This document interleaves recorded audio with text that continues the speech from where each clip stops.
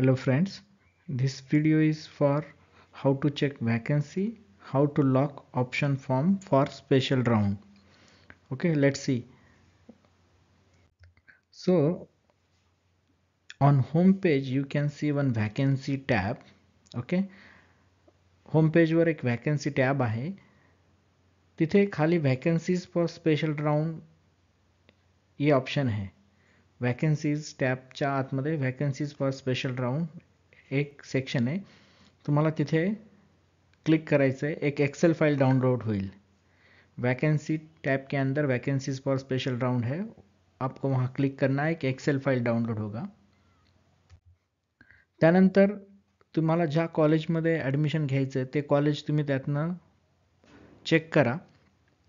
मी एक सॅम्पलसाठी एक कॉलेज घेतलं आहे, तर या सॅम्पल कॉलेजवरनं मी तुम्हाला वॅकन्सीज कशा स्पेशल राऊंडला होणार आहेत त्याचं डिस्कशन करूया.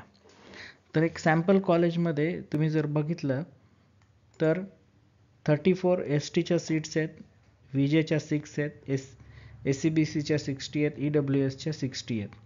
तर अशा प्रत्येक कॅटेगरीच्या सीट्स आहेत. जनरलच्या 5 आहेत.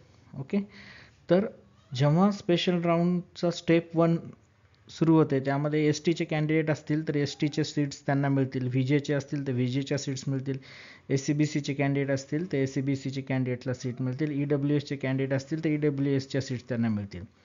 ह्या स्टेप 1 मध्ये होईल. स्टेप 2 रन होतो. जेव्हा स्टेप 2 रन होईल तेव्हा इथे ज्या पण सीट्स व्हॅकंट राहतील, सपोज इथे 30 राहिल्या, इथं 40 राहिल्या, इथे 40 राहिल्या, तसंच खाली पण वुमन्सच्या पण इथं सपोज 25 राहिल्या, इथे 25 राहिल्या, इथे 15 राहिल्या, या सर्व सीट ह्या जनरलला ट्रान्सफर होणार आहेत. तर जनरलच्या सीट्स होतील नियर अबाउट 250.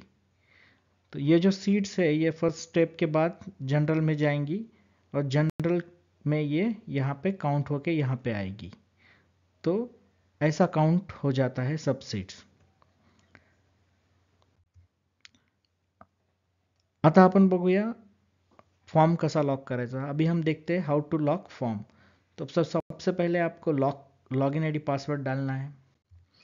देन आपको यहाँ पे कैप ऑप्शन पार्ट 2 यहाँ पे दिख रहा है, कैप ऑप्शन पार्ट 2, वहाँ पे चूज जूनियर कॉलेजेस आपको सेलेक्ट करने, क्योंकि आपका फॉर्म ऑलरेडी हमने अनलॉक करके दिया है, तो आप एडिट कर सकते हो.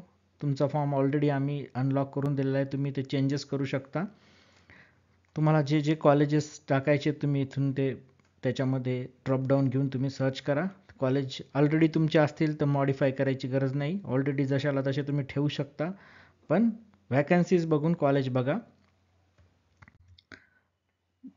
नेक्स्ट सेक्शन जे आहे सेट प्रेफरन्सेस, जे तुम्ही शॉर्टलिस्ट केलेले आहेत कॉलेजेस त्यांना प्रेफरन्सेस द्यायचे 1 2 3 4. जर तुमचे ऑलरेडी असतील तर मॉडिफाई करा, ऐड करा, डिलीट करा, तुम्हाला तुमच्या चॉइसनुसार. अगर आपके ऑलरेडी यहाँ पे कॉलेजेस है, आपको सिर्फ प्रेफरेंस चेंज करना है तो आप वो चेंज कर सकते हो. उसके बाद आपको यहाँ पे सेव एंड नेक्स्ट बटन पे क्लिक करना है. सेट प्रेफरन्सेस झाल्यानंतर तुम्हाला सेव आणि नेक्स्ट बटनवर क्लिक करायचं आहे. त्यानंतर लॉक ऑप्शन फॉर्म हे एक ऑप्शन आहे, तर तुम्हाला इथं टिक करायचं, हेअर आय डिक्लेअर दॅट, आणि लॉक ऑप्शन फॉर्मला क्लिक करायचं. लॉक ऑप्शन फॉर्म यहाँ पे एक लिंक है, वहाँ पे आपको लॉक ऑप्शन फॉर्म करना है. फिर आपका फॉर्म लॉक हो जाएगा.